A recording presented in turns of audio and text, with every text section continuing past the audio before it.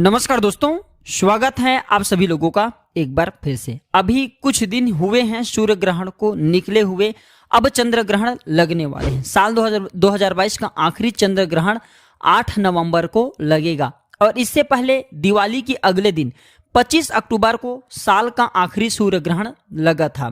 सूर्य ग्रहण के सिर्फ 15 दिन के बाद जो दीपावली जिसे हम बोलते हैं, इस दिन जो कि 8 नवंबर मंगलवार को पड़ रहे हैं, ये साल का आखिरी चंद्र ग्रहण लगेगा। साल का पहला चंद्र ग्रहण 16 मई को लगा था और 8 नवंबर को साल का जो कार्तिक महीने की पूर्णिमा तिथि है, ये बिल्कुल ही इस साल का आखिरी चंद्र ग्रहण है। ये चंद्र ग्रहण मेष राशि में लगेगा।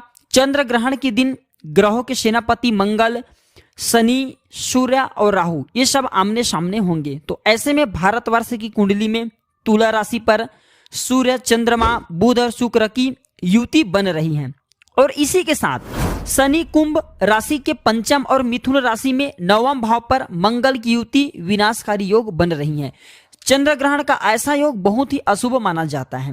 मैं आप लोगों को इस अशुभ संकट से बचने का उपाय भी बताऊंगा। शनि और मंगल के आमने सामने होने से षष्टक योग, नीच राज भंग और प्रीति योग बन रहे हैं। तो ऐसे में चंद्र ग्रहण के दौरान लोगों को बहुत संभल कर रहने की सलाह दी जाती है। चंद्र ग्रहण के समय मंगल और बृहस्पति जैसे प्रमुख ग्रह वक्री अवस्था में रहेंगे। वक्री अवस्था किसे बोल सकते हैं? उल्टे चाल में रहेंगे। तो ज्योतिष शास्त्र में किसी ग्रह के वक्री होने का मतलब उसकी उल्टी चाल से होता है। बिल्कुल ही आपको इसका उल्टा रिजल्ट मिलेंगे, क्योंकि गुरु मजबूत होता है, मंगल मजबूत होता है, तो व्यक्ति की अध्यात्म उन्नति होता है। क्या होता है पूर्ण चंद्र ग्रहण? देखिएगा, चंद्र ग्रहण के दौरान सूर्य की परिक्रमा के दौरान पृथ्वी, चांद और सूर्य के बीच में आ जाती हैं। जो हमारे पृथ्वी हैं, चांद और सूर्य के बीच में आ जाती हैं। तो इस दौरान चांद धरती की छाया से पूरी तरह से लुप्त हो जाती हैं। बिल्कुल इसे हम पूर्ण चंद्र ग्रहण या फिर ये भी बोल सकते हैं सूर्य, पृथ्वी और चंद्रमा ये एक दूसरे के बिल्कुल सिद्ध में होते हैं। तो इस दौरान जब हम धरती से चांद को देखते हैं तो वह हमें काला नजर आता है। ये क्या है? ये आपको वैज्ञानिक तथ्य बताया हूं। धार्मिक तथ्य में देखा जाए तो सूर्य और चंद्रमा को राहु और केतु ये दोनों ग्रास बनाते हैं। इसी को हम जो है सूर्य ग्रहण, चंद्र ग्रहण बोलते हैं, क्योंकि राहु के मुख तो हैं लेकिन उनके धड़ नहीं, शरीर नहीं है। तो कुछ मिनटों के बाद, कुछ समय के बाद जो हमारे सूर्यदेव होते हैं, चंद्रदेव होते हैं, ये उनके चंगुल से मुक्त हो जाते हैं। तो साल का आखिरी चंद्र ग्रहण 8 नवंबर को भारत में 5:32 में दिखाई देना शुरू होगा और शाम 6:18 में समाप्त होगा। तो ऐसे में चंद्र ग्रहण का सूता काल सुबह 9:21 में शुरू हो जाएगा, जो कि सूता काल में कोई भी शुभ कार्य नहीं किए जाते, और 6:18 में समाप्त होगा। तो साल का ये आखिरी चंद्र ग्रहण मेष राशि में लग रहे हैं। कहां कहां दिखाई देगा ये चंद्र ग्रहण? यह चंद्र ग्रहण मुख्य रूप से उत्तरी पूर्वी यूरोप, एशिया, ऑस्ट्रेलिया, प्रशांत महासागर, हिंद महासागर, उत्तर अमेरिका और दक्षिण अमेरिका में देख सकते हैं।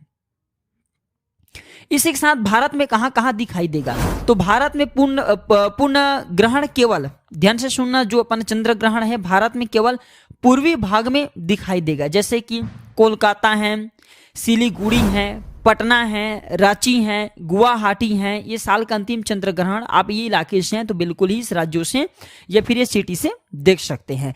चंद्र ग्रहण का सूतक काल, तो ज्योतिष शास्त्र के अनुसार चंद्र ग्रहण का सूतक काल ग्रहण के 9 घंटा पहले लग जाते हैं। तो ग्रहण के 9 घंटा पहले सूतक काल लग जाएंगे। चंद्र ग्रहण के दौरान कौन सी बातों का हमें ध्यान रखना चाहिए? क्योंकि वीडियो बहुत ही सुंदर है। अगर आप इन बातों का ध्यान नहीं रखेंगे तो आप भी ग्रहण के कुप्रभाव में लपेटे जाएंगे। ग्रहण आपको भी अपना ग्रास बना सकता है। कहने का मतलब है कि आपकी जिंदगी को तबाह कर सकता है, बर्बाद कर सकता है। इसलिए आप लोगों को ग्रहण से बचने की इस चैनल में सलाह दी जा रही है। प्राचीन ज्ञान चैनल का मकसद है जनहित एवं जन कल्याण करना। आप हमारे वीडियो को देख रहे हैं, आप हमारे व्यूअर्स नहीं बल्कि आप हमारे परिवार के हिस्से हैं। आप हमारे वीडियो को देख रहे हैं, आप हम पर बहुत विश्वास रखते हैं, तो हमारा भी कर्तव्य बनता है कि हम भी आपको अच्छे जानकारी बताएं, जिसमें आप सभी दर्शकों का अध्यात्म उन्नति हो और आप सब जो है ग्रहण किस प्रकार के कुप्रभाव से बचें। वीडियो में आगे बढ़ने से पहले, जानकारी बताने से पहले सभी दर्शकों से गुजारिश करना चाहूंगा, अभी तक वीडियो को लाइक नहीं किए तो वीडियो को लाइक जरूर कर देना और कमेंट बॉक्स में ओम नमः शिवाय जरूर लिखें, क्योंकि भगवान भोलेनाथ ही हमें ग्रहण के कुप्रभाव से बचाएंगे, क्योंकि इसे कालों का काल, महाकाल कहे जाते हैं। तो आइए जानते हैं तो कौन सी बातों का ध्यान रखें। तो ग्रहण के दौरान किसी भी तरह की यात्रा करने से बचें। क्योंकि ग्रहण के समय में यात्रा करने से, क्योंकि ये काल का योग कहा जाता है, तो ग्रहण के समय यात्रा करने से व्यक्ति की अकाल मृत्यु होने का खतरा रहता है। या फिर ग्रहण के समय में आप यात्रा कर रहे हैं तो जो भी आपके इष्ट देव महाराज हैं उनका ध्यान करें। सूता काल के दौरान घर पर ही रहें, घर से बाहर नहीं निकलना है और कोशिश करें ग्रहण की रोशनी आपके घर के अंदर प्रवेश न करे। अर्थात आप जो है ग्रहण के पहले ही आप जो अपने घर में घुस जाइए, घर से बाहर मत निकले, क्योंकि ग्रहण की रोशनी आपके शरीर पर पड़ेंगे तो आपके शरीर को निरोग बना सकते हैं। सूर्य ग्रहण की तरह जो चंद्र ग्रहण होता है इसमें इसे नग्न आंखों से नहीं देखना चाहिए। आप में से अधिकतर ऐसे हैं जो कि ग्रहण को नग्न आंखों से देखते हैं। ऐसा माना जाता है ग्रहण को नग्न आंखों से देखने पर व्यक्ति की बर्बादी आता है, व्यक्ति के जीवन में तबाह आता है। तो इस बात को विशेष रूप से ध्यान रखें। और ग्रहण से पहले और ग्रहण के बाद स्नान अवश्य करना चाहिए। कहा जाता है कि ऐसा करने से ग्रहण का कोई भी नकारात्मक प्रभाव नहीं रहता। सूता काल के दौरान कुछ भी खाने पीने से बचना चाहिए। जब सूता काल लग जाएंगे तो आपको खाने पीने से बिल्कुल ही परहेज करना चाहिए। और अगर ग्रहण से पहले कुछ भोजन बच गया हो तो ग्रहण खत्म होने के बाद इसका सेवन न करें, नया भोजन बना करके आप सेवन कर सकते हैं। और अगर आप इस प्रकार के भोजन को सेवन करते हैं तो ये आपके शरीर में बीमारी लाते हैं, ये आपकी कुंडली में दुर्भाग्य को लेकर के आते हैं, आपके जीवन में बर्बादी लेकर के आते हैं। अब आप में से अधिकतर लोग बोलेंगे कि बचे हुए खाने तो इसका क्या करें। एक काम करें, बचे हुए जो खाने से आप गौ माता को दे दीजिए, वहां पे जो पशु है आप उनको खिला दीजिए। या फिर अगर आप स्वयं खाना चाहते हैं तो तुलसी के दल उसमें डाल करके खा सकते हैं। लेकिन मेरी सलाह है कि इस प्रकार के भोजन का सेवन न करें। इस प्रकार के भोजन हमारे लिए स्वयं के लिए विनाशकारी हो जाता है।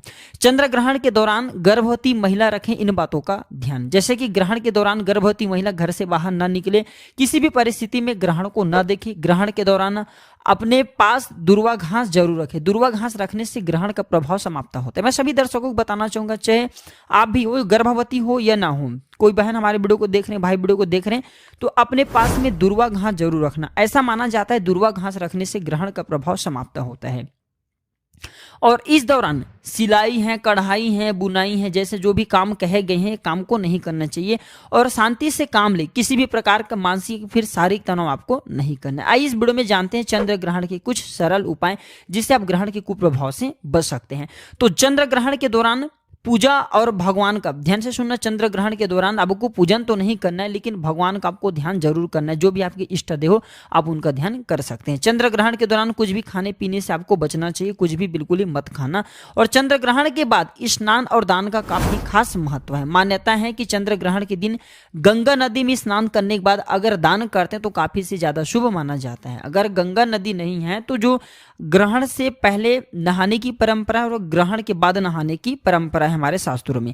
तो एक काम करना, ग्रहण के बाद या फिर ग्रहण के पहले नहा रहे तो 2 से 4 बूंद गंगे जल की आपको डाल देना है। गंगा जल की आप डाल दीजिए, इसके बाद आप जो है नहा सकते हैं। गंगा नदी में स्नान करने का ही आपको पुण्य प्राप्त होगा। आइए इस वीडियो में जानते हैं चंद्र ग्रहण का 12 राशि पर क्या प्रभाव पड़ेगा और इससे बचने के सरल उपाय भी वीडियो में जानेंगे। मेष राशि, आपकी राशि पर इसका प्रभाव अशुभ बताया जा रहा है और इसी के साथ किसी भी प्रकार की आपको घात हो सकती है। ध्यान रहे, आपको ग्रहण के समय में घर से नहीं निकलना है। वृषभ राशि, आपकी राशि पर इसका प्रभाव अशुभ रहेगा। आपको किसी भी प्रकार की हानि हो सकती है, आपको सावधान रहना है। मैं आप लोगों को इससे बचने को उपाय भी वीडियो के आखिरी में बताऊंगा। मिथुन राशि, आपकी राशि पर यह चंद्र ग्रहण लाभकारी है, आपको किसी भी प्रकार का लाभ हो सकता है। कर्क राशि, आपकी राशि पर यह चंद्र ग्रहण सुखकारी है, धन, यात्रा या अन्य प्रकार के आपको सुख मिल सकते हैं। और ये जो कर्क राशि वाले के लिए जो ग्रहण है बहुत ही शुभकारी कहे गए हैं। आपको बहुत ही ज्यादा लाभ मिलेंगे, किसी न किसी माध्यम से आपको लाभ मिलना शुरू हो जाएंगे।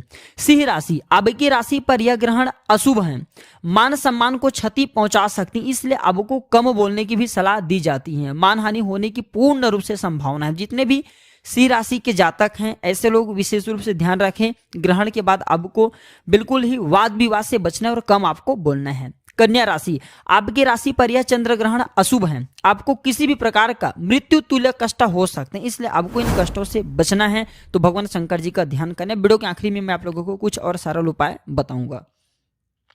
तुला राशि, आपकी राशि पर यह ग्रहण अशुभ है, आपको स्त्री पीड़ा हो सकती है, इसलिए स्त्री संबंधी आपको जितने भी कार्य कहेंगे इनसे आपको बचना चाहिए, आपको स्त्री पीड़ा हो सकती है। वृश्चिक राशि, आपकी राशि पर यह चंद्र ग्रहण शुभ है, बिल्कुल ही आपको सुख देने वाला चंद्र ग्रहण कहे गए हैं। वृश्चिक राशि के लिए आपको बहुत ही ज्यादा इसमें लाभ प्राप्त होंगे किसी न किसी माध्यम से। धनु राशि, आपकी राशि के लिए भी यह चंद्र ग्रहण अशुभ माना जा रहा है। यह किसी भी प्रकार की आपको चिंता दे सकता है। तो जो धनु राशि के लोग हैं, ऐसे लोग भी ग्रहण के कुप्रभाव से बचने के लिए भगवान हनुमान जी महाराज की पूजा जरूर करें। मकर राशि, आपकी राशि पर यह चंद्र ग्रहण अशुभ फल आपको भी देने वाले हैं, क्योंकि किसी भी बात को लेकर के आप जो है व्यवस्था का सामना आपको करना पड़ सकता है, किसी परेशानी का सामना करना पड़ सकता है। आइए अब जान लेते हैं कुंभ राशि। तो आपके राशि के लिए यह ग्रहण शुभ माना जा रहा है। यह श्री यानी धन प्राप्ति करने का योग बन रहे हैं। जितने भी कुंभ राशि हैं, इनके लिए यह धन प्राप्त करने का सबसे अच्छा समय रहेगा। इसके बाद है मीन राशि, जो कि अंतिम राशि है। तो आपकी राशि पर यह चंद्र ग्रहण अशुभ असर देने वाला माना जा रहा है। यह किसी भी प्रकार की आपको क्षति पहुंचा सकता है। तो जितने भी मीन राशि के लोग हैं, ऐसे लोग भी सावधान हो जाए। चंद्र ग्रहण के बुरे प्रभाव से बचने के लिए क्या करें? तो चंद्र ग्रहण के बुरे प्रभाव को कम करने के लिए ग्रहण के दौरान गुरु मंत्र का जाप करना चाहिए।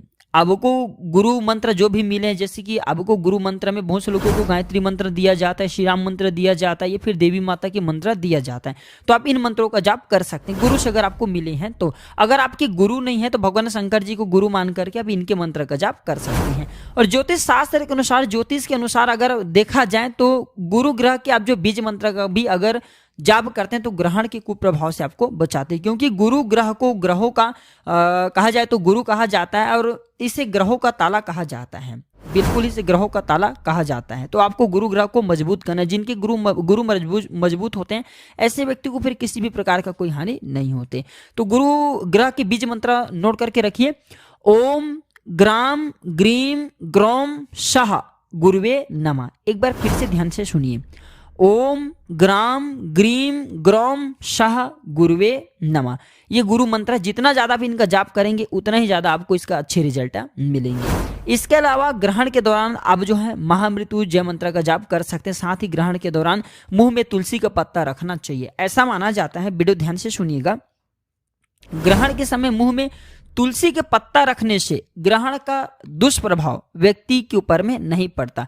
क्योंकि तुलसी माता को पवित्र कहा जाता है, इसके सामने में कोई भी नकारात्मक शक्ति टिक नहीं पाते। ग्रहण क्या है? एक प्रकार के नकारात्मक शक्ति हैं। इस समय आसुरी शक्ति विद्यमान हो जाते हैं, बढ़ जाते हैं। तो शास्त्रों के अनुसार ग्रहण लगने से पहले स्नान करना चाहिए, और ग्रहण के बाद भी शुद्धिकरण करने के लिए स्नान करना चाहिए। इससे तन और मन दोनों की शुद्धता होती है। तो ग्रहण के कुप्रभाव से बचने के लिए जितना ज्यादा हो सके महामृत्युंजय मंत्र का जाप करना। महामृत्युंजय मंत्र को अति उत्तम कहे गए हैं। ग्रहण के दौरान महामृत्युंजय मंत्र का जाप करने से ग्रहण का कुप्रभाव समाप्त होते हैं। इसी के साथ अगर आपको गुरु के द्वारा गायत्री मंत्र प्राप्त है, या फिर गायत्री मंत्र आपको मुखग्र हैं, अर्थात आपको याद हैं, तो गायत्री मंत्र का भी जाप कर सकते हैं। बहुत ही लाभकारी कहे गए हैं। इसी के साथ सभी दर्शकों को बताना चाहूंगा, ग्रहण के पूरे समय में आपको एक बात का विशेष ध्यान रखना है, ग्रहण के समय में आपको सोना नहीं है। ऐसा माना जाता है जो व्यक्ति ग्रहण काल में सोते हैं, ऐसे व्यक्ति हमेशा फिर बीमार पड़े रहते हैं। ऐसे व्यक्ति को भविष्य में चल करके असाध्य बीमारी हो जाती है, जैसे कि कैंसर है, टीबी है, भयानक ऐसे बीमारी होती हैं जिससे व्यक्ति की इलाज होना असंभव है। तो कोशिश करें कि ग्रहण के समय में बिल्कुल ही आप न सोए, और सोते भी हैं तो भगवान के बीज मंत्रों का ध्यान करके सोना चाहिए। और मैं आप सभी दर्शकों को, जितने भी 12 राशि वाले, मैं सभी को बताना चाहूंगा, आपको ग्रहण की ठीक है, आपकी राशि पर ग्रहण पड़ रहे हैं तो इनका प्रभाव बिल्कुल ही देखने को मिलेंगे, लेकिन ये सबके ऊपर में नहीं होते। अगर आप कुछ सरल उपाय को कर ले तो ये ग्रहण के कुप्रभाव से बच सकते हैं। तो एक काम करना, क्योंकि इस दिन मंगलवार पड़ रहे हैं, तो ग्रहण समाप्त होने के बाद, जैसे ग्रहण समाप्त होंगे, हनुमान जी महाराज के सामने में, हनुमान जी महाराज के पास में जा करके आप जो है, चाहे ग्रहण के बाद में कर सकते हैं, चाहे दूसरे दिन भी कर सकते हैं। हनुमान जी महाराज को एक काम करना, अब जो है लाल कलर की जो मसूर की दाल होती हैं, ये आपको मसूर की दाल आपको भेंट कर देना है। इससे हनुमान जी महाराज आपके ऊपर में जो ग्रहण के प्रभाव हैं उसे समाप्त कर देंगे। ऐसा भी माना जाता है जो व्यक्ति बजरंग बाण की पाठ करते हैं ग्रहण के समय में, मैं तो कहता हूं बजरंग बाण की पाठ करना चाहिए, सारे नकारात्मक शक्ति से हमें बचाते हैं। बजरंग बाण किसके? तो हनुमान जी महाराज के हैं। जिस प्रकार रामबाण अमोघ है, उसी प्रकार बजरंग बाण भी अमोघ कहे गए हैं। बजरंग बाण एक प्रकार की पाठ होता है, स्तोत्र होता है। तो ऐसा माना जाता है ग्रहण के समय में बजरंग बाण की पाठ करने से ग्रहण का जितने भी कुप्रभाव होते हैं समाप्त हो जाते हैं। आपको कभी भी ग्रहण के कोई प्रभाव नुकसान नहीं कर पाएंगे। इसलिए हो सके तो बजरंग बाण का पाठ करें, हनुमान चालीसा का पाठ करें। हनुमान जी महाराज कलयुग में एकमात्र ऐसे जीवित देवता हैं जो कि राहु के ऊपर में बिल्कुल ही राहु के ऊपर में बैठे हुए देव कह सकते हैं। जो राहु हैं किसी भी देवी देवताओं को नहीं छोड़े, लेकिन ये हनुमान जी महाराज को देख करके इनके पसीने निकल जाते हैं। हनुमान जी महाराज इन्हें बिल्कुल ही अपने बंधन में बांध करके रखे हैं, बिल्कुल ही इसके जुबान पे लगाम लगा करके रखें। तो हनुमान जी महाराज के आप शरण में जाइए। अब हो सके तो जितना ज्यादा महामृत्युंजय मंत्र का जाप करना, भगवान शंकर जी के किसी मंदिर में चले जाना, मंदिर में जा करके भगवान शंकर जी के सामने में माथा टेक लेना, महामृत्युंजय मंत्र का केवल आप जो 21 बार जाप कर लेना, ग्रहण के कुप्रभाव समाप्त हो जाएंगे। या फिर अगर आपको ऐसा लगता है कि ग्रहण के प्रभाव आपके जीवन को बर्बाद कर सकते हैं, काफी परेशान है, तो एक काम जरूर करना, अपने शरीर से 7 बार आपको लेना है चावल। जी हाँ, आपको 7 बार थोड़ी सी एक मुट्ठी चावल लेना है और आपको अपने शरीर से 7 बार उतारा करना है। उतारा करने के बाद इसे बहते हुए जल में बहा देना है। तो इससे भी ग्रहण के जो कुप्रभाव होते हैं वो भी समाप्त हो जाते हैं। और दिन भर आप जो है ग्रहण काल के समय में, जितने टाइम में ग्रहण काल रह उस समय तुलसी के दल अपने मुख में रखे। लेकिन इस दिन तुलसी को स्पर्श मत करना, तुलसी को स्पर्श करने से भयंकर पाप लगते हैं। पहले से एक दिन पहले से तुलसी के पत्ते तोड़ करके रखिए। फिर तुलसी के नीचे में जो पत्ते झड़े हुए आप उनका भी प्रयोग कर सकते हैं। मुख में दबा करके रखने से ग्रहण का प्रभाव समाप्त हो जाते हैं, अर्थात आपके ऊपर में नहीं पड़ते।